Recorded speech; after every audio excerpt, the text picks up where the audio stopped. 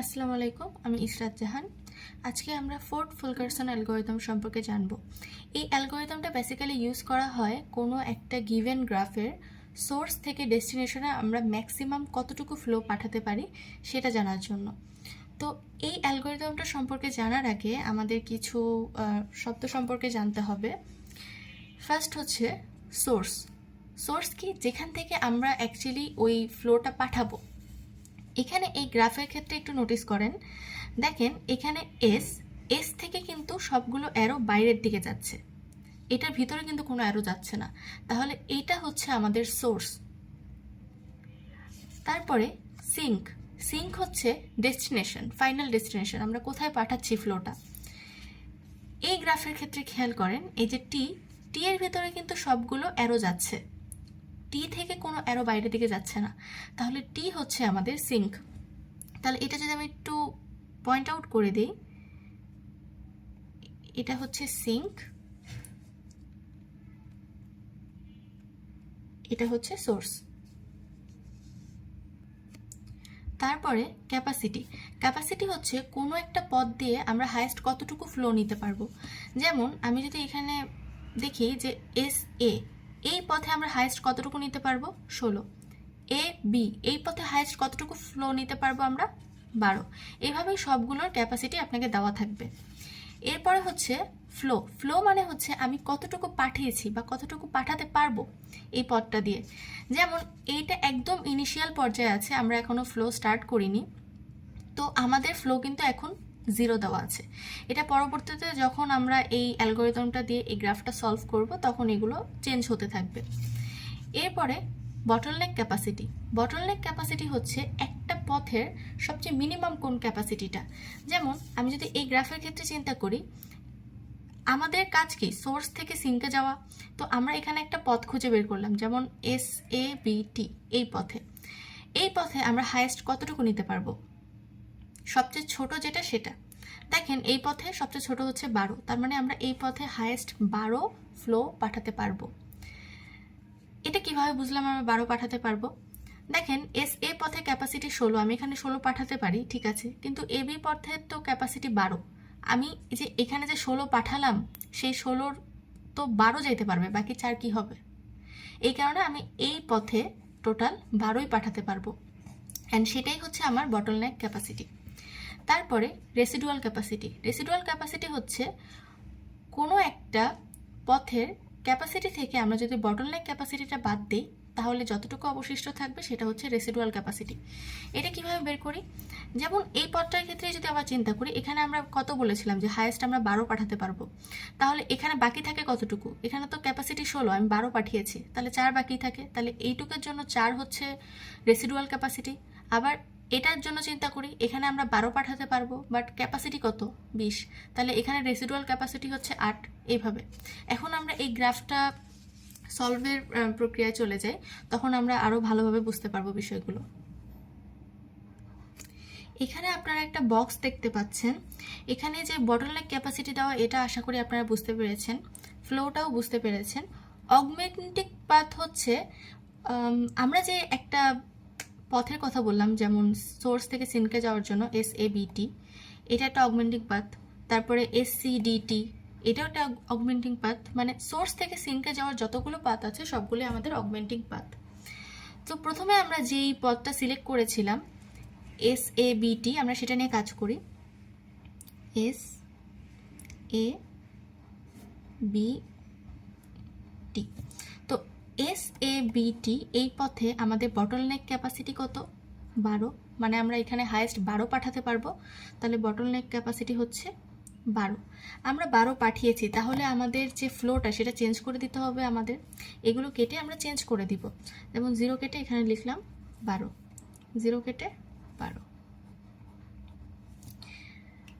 তাহলে আমরা এই পথে সিঙ্কে কতটুকু পাঠালাম?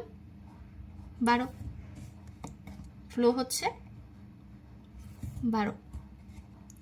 এখন একটু খেয়াল করে দেখেন, এই পথে আমাদের এ বি পথে এই 12 কিন্তু কমপ্লিট হয়ে গেছে, মানে এটার ফুল ক্যাপাসিটি হয়ে গেছে, এই পথ দিয়ে আমরা আর কিছু পাঠাতে পারবো না, তাহলে এই পথটা একদম বন্ধ হয়ে যাবে।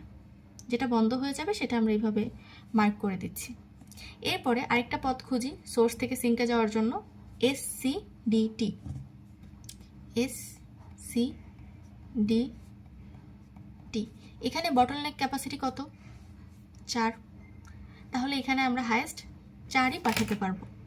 এখন তাহলে এইগুলো চেঞ্জ করে দিয়ে আমি ফ্লো পাঠিয়েছি 4 পাঠিয়েছি, এখানেও 4, এখানেও 4।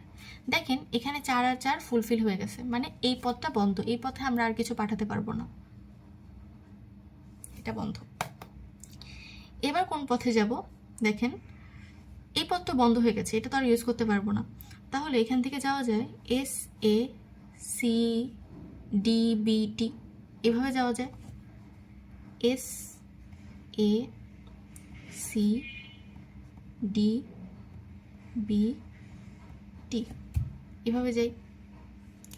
তাহলে দেখেন SACDBT এই পথে সবচেয়ে কম ক্যাপাসিটি কোনটা, মানে বটলনেক ক্যাপাসিটি কোনটা? আচ্ছা, আমরা রেসিডুয়াল ক্যাপাসিটি সম্পর্কে জেনেছিলাম। দেখেন তো এখানে রেসিডুয়াল ক্যাপাসিটি কত? 4। তার মানে এই পথের এখন ক্যাপাসিটি বাকি আছে 4। আচ্ছা, এই পথের 10, এই পথের 10, এই পথের 7, এই পথের 8। তাহলে সবচেয়ে কম কত? 4। তো অবভিয়াসলি 4 যাবে। তাহলে এই পথ দিয়ে আমাদের বটলনেক ক্যাপাসিটি হচ্ছে 4, তাহলে যাবেও কত? 4। তাহলে এখানে আবার কেটে ঠিক করে লিখি, এই 12 কেটে এখন কত লিখব? 4 গিয়েছে, আগে 12 গিয়েছিল, এখন 4 গিয়েছে, কত হলো? 16। তারপরে এখান থেকে এই পথে SACতে কত গিয়েছে? 4 গিয়েছে। সি থেকে ডিতে কত গিয়েছে? 4। আগে 4 গিয়েছিল, এখন আবার 4, তাহলে টোটাল 8 হলো। তারপরে এই DB পথে 4, কেটে 4 লিখলাম। BT পথে 4, আগে 12 গিয়েছিল, এখন 4, তাহলে 16। এখন এখানে দেখেন 16 পূরণ হয়ে গেছে, তাহলে আমি এই পথটাও বন্ধ করে দিব। এরপরে যাওয়ার আর কোন পথ বাকি আছে? এরপরে আমরা যেতে পারি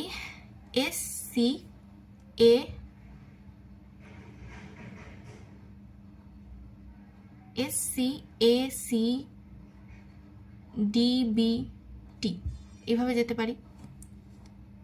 SCACDBT, এই পথে যেতে পারি সোর্স থেকে সিঙ্কে। তাহলে এখন এখানে আমাদের বটলনেক ক্যাপাসিটি কত? এখানে কত বাকি আছে? 9। তারপরে এখানে 4, এখানে 6, এদিকে 6, এখানে 3, এদিকে 4। তাহলে আমরা সবচেয়ে কম কত পেলাম? 3। তার মানে আমাদের বটলনেক ক্যাপাসিটি কত? 3। তাহলে ফ্লো হবে কত? 3। এখন তাহলে এই পথে আবার নেই। দেখেন এখানে আগে 4 ছিল, এখন 3 গিয়েছে, তাহলে কত হবে? 7। এইদিকে 3 গিয়েছে, তাহলে কত হবে? 3। এখানে 3 গিয়েছে, আগে 4 ছিল, তাহলে এখন হবে 7। এরপরে এই পথে যাবে 3 যাবে, 3 গেলে হবে 11। এরপরে যখন এই পথে যাবে 3 যাবে, 7 হয়ে গেল, এদিকে যাবে আরও 3, 19 হয়ে গেল। দেখেন এই পথটাও এখন ব্লক। এখন দেখেন তো আর কোনোভাবে কি সোর্স থেকে সিঙ্কে যাওয়া যায়? আর কোনো ওয়ে আছে? আমরা কিন্তু যেতে পারবো না। বি থেকে কিন্তু অ্যারোটা এদিকে, সো সি থেকে বিতে আমরা যেতে পারছি না। সো কোনোভাবেই আর আমরা সোর্স থেকে সিঙ্কে যেতে পারছি না। তাহলে এতটুকুই সম্ভব ফ্লো। এখন দেখি আমাদের টোটাল ফ্লো কত হলো। আচ্ছা, এখানে 12 + 4 + 4 + 3, মানে এই ফ্লোগুলো লিখছি আর কি, আমি কতটুকু ফ্লো নিতে পেরেছি। তাহলে দেখি কতটুকু ফ্লো গেল। 16, 20, 23। তাহলে আমাদের ম্যাক্সিমাম টোটাল ফ্লো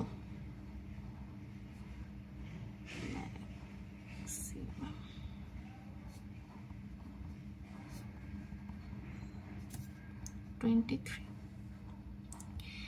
এবার এই যে এই গ্রাফটা তো এখানে হিজিবিজি হয়ে গেছে, এটা আমরা আরেকবার একটু ফ্রেশ করে নিচে এঁকে দেখাবো। দেখেন আমি গ্রাফের নোটস আর এজেসগুলো এঁকে নিয়েছি। এখন আমি ক্যাপাসিটিগুলো বসাচ্ছি। এ পথে আমাদের ক্যাপাসিটি ছিল 16, কিন্তু আমরা পাঠাতে পেরেছি কত? 16। সো এটা। তারপরে বি পথে আমাদের ক্যাপাসিটি ছিল 12, আমরা 12ই পাঠাতে পেরেছি।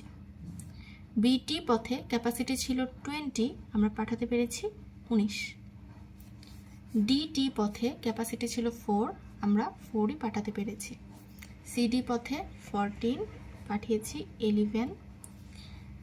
বিসি পথে, এই পথটা অ্যাকচুয়ালি ইউজই করা হয়নি, 0। এসি পথে 7 পাঠিয়েছি। সিএ পথে 3 পাঠাতে পেরেছি, অ্যান্ড এসসি পথে 7 পাঠিয়েছি 13-র মধ্যে। সো এখন দেখেন এটা টোটালটা আমরা ইউজ করতে পেরেছি। সো এটা একটা দাগ দিয়ে দিব। এটা টোটাল ইউজ করেছি, এটা একটু মার্ক করে দিচ্ছি। আর কোনটা ইউজ করেছি টোটাল? এই যে ডিটি, এটা একটু মার্ক করে দেব। That's it. এটাই Ford Fulkerson algorithm. I hope আপনারা বুঝতে পেরেছেন। Thank you.